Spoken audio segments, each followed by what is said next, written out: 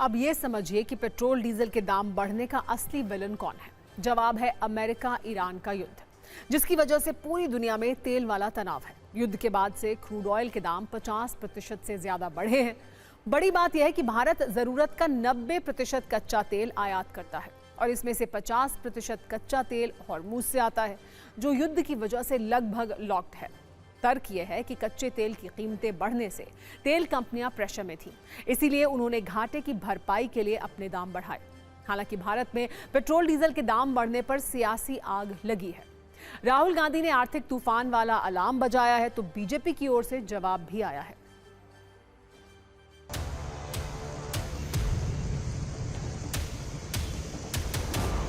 अब आर्थिक तूफान आ रहा है और उन्होंने जो स्ट्रक्चर बनाया है अदानी अंबानी वाला, वो अब खड़ा नहीं रहेगा, वो टूटेगा पूरा का पूरा। और दुख की बात है कि नुकसान आम जनता को, मतलब वो अपने महलों में बैठे रहेंगे और यूपी के जो युवा हैं, यूपी के की जो जनता है, उनको पूरा का पूरा शॉक उनको लगेगा। दुनिया में क्राइसिस है पेट्रोल डीजल का।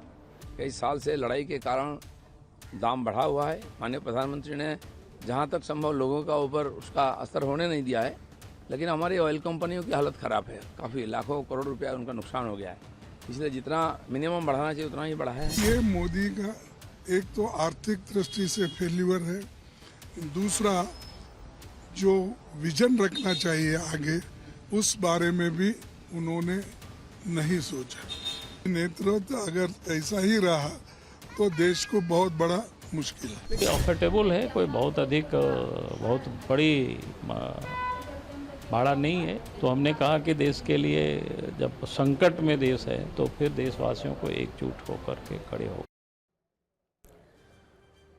विपक्ष महंगे पेट्रोल वाले आरोपों से सरकार को घायल कर रहा है, तो सरकार भी तर्कों के तीर निकाल कर लाई है। सरकार कह रही है कि 4 वर्षों के युद्ध काल में कई मौके ऐसे आए जब कच्चे तेल की कीमत $120 के पार गई। तब दूसरे देशों ने पेट्रोल डीजल की बढ़ी हुई कीमतों का बोझ जनता पर डाला, लेकिन भारत ने अलग रणनीति अपनाई। इस दौरान केंद्र ने 2021 से 2026 के बीच 4 बार पेट्रोल डीजल पर एक्साइज ड्यूटी कम की। जनता पर बोझ डालने वाले आरोपों पर सरकार का तर्क है कि मार्च 2026 में जो भारी कटौती पेट्रोल डीजल के टैक्स में की गई थी, उससे लगभग 30,000 करोड़ का बोझ केंद्र ने उठाया और अब भी कच्चे तेल की बढ़ी हुई कीमतों पर सरकार और तेल कंपनियों को आर्थिक दबाव झेलना पड़ रहा है।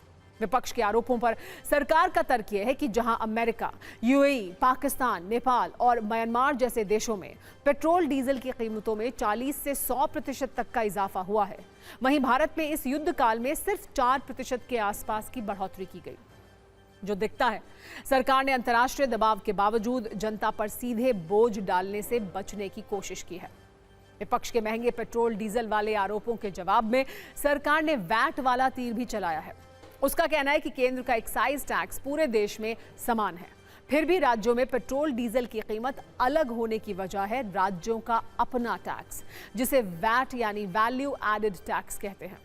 जैसे कुछ राज्यों में वैट 30% से अधिक है, जिससे कीमतें ज्यादा हैं। इनमें तेलंगाना और केरल जैसे इंडिया गठबंधन की सत्ता वाले राज्य भी शामिल हैं, जहां पेट्रोल के दाम 107 रुपए प्रति लीटर से ज्यादा है, जबकि गुजरात, यूपी, दिल्ली, हरियाणा, गोवा और असम जैसे राज्यों में कीमतें 97 रुपए या उससे नीचे हैं, क्योंकि वहां वैट कम है।